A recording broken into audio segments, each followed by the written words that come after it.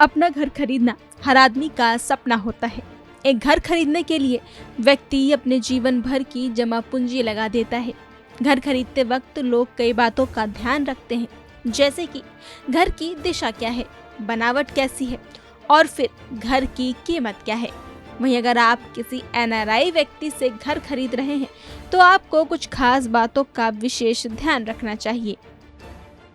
कुछ भारतीय लोग जो लोग इंडिया से बाहर बस चुके होते हैं, ऐसे लोग भारत में अपनी प्रॉपर्टी बेचना चाहते हैं, जिसमें कई लोग ऐसे होते हैं कि ये अच्छा मौका है घर खरीदने का, बना बनाया घर आसानी से मिल जाएगा, ये सोचते हैं। लेकिन अगर आप भी किसी ऐसे एनआरआई से घर खरीद रहे हैं तो आपको खास तौर पर कुछ चीज़ों का ध्यान ज़रूर रखना चाहिए, क्योंकि अब घर तो कोई रोज़ रोज़ नहीं खरीद सकता। इसमें ज़रा सी गलती से आपको लाखों करोड़ों का नुकसान हो सकता है।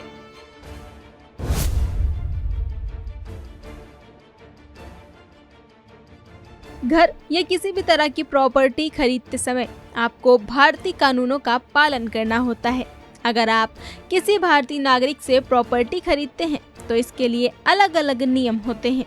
वहीं अगर आप किसी ऐसे भारतीय से खरीदते हैं जो विदेश में सेटल हो चुका है, यानी कि जो नॉन रेजिडेंट इंडियन है, तो फिर आपको भारत के इनकम टैक्स कानून के कुछ नियम पता होने चाहिए।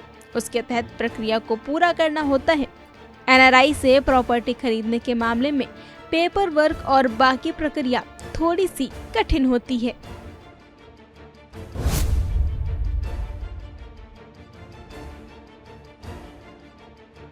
अगर आप किसी एनआरआई से प्रॉपर्टी खरीदते हैं तो उस वक्त टैक्सेशन की प्रक्रिया सामान्य से थोड़ी सी अलग होती है।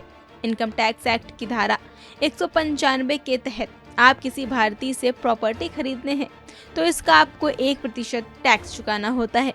वहीं अगर आप किसी एनआरआई से इमूवेबल प्रॉपर्टी खरीदते हैं तो आपको उसके मुकाबले 20% टैक्स चुकाना होता है। वहीं अगर किसी भारतीय से 50 लाख रुपए तक की प्रॉपर्टी खरीदी जाती है तो कोई टैक्स नहीं देना होता है। लेकिन अगर किसी एनआरआई से 50 लाख से कम की प्रॉपर्टी खरीदी जाती है तो 20.80% टीडीएस चुकाना होता है। 50 लाख से लेकर 1 करोड़ की प्रॉपर्टी के बीच में 22.58% टीडीएस देना होता है। तो वहीं 1 करोड़ की प्रॉपर्टी पर 23.92% टीडीएस देना होता है। अगर एनआरआई टैक्स नहीं चुकाता है तो फिर प्रॉपर्टी के नए मालिक से डिपार्टमेंट 12% के ब्याज पर पिछले टैक्स का बकाया वसूलता है।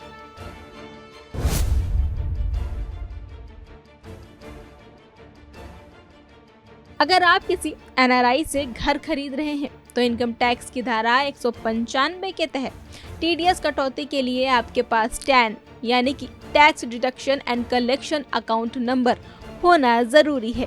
मतलब अगर आप प्रॉपर्टी डील कर लेते हैं और टैन के बिना टीडीएस कट जाता है तो इनकम टैक्स द्वारा आप पर भारी जुर्माना लगाया जा सकता है।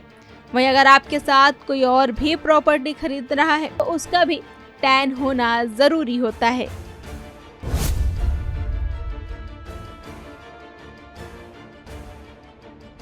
प्रॉपर्टी खरीदते समय इस बात का ध्यान रखें कि एनआरआई के साथ जब तक आपकी प्रॉपर्टी की डील कंप्लीट नहीं हो जाती और उसकी रजिस्ट्री नहीं हो जाती, तब तक प्रॉपर्टी के एनआरआई मालिक को भारत में ही रहने के लिए कहें ताकि वो रजिस्ट्रार के सामने मौजूद रह सके।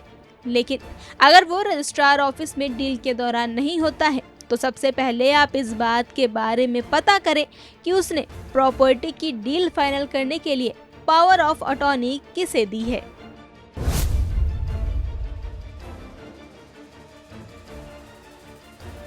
जब आप एनआरआई से प्रॉपर्टी खरीद रहे हो तो आपको ये पता कर लेना चाहिए कि उस प्रॉपर्टी के आखिर मालिक कितने हैं, क्योंकि बाद में अगर प्रॉपर्टी को लेकर कोई भी विवाद खड़ा होता है तो आपको मुश्किल हो सकती है।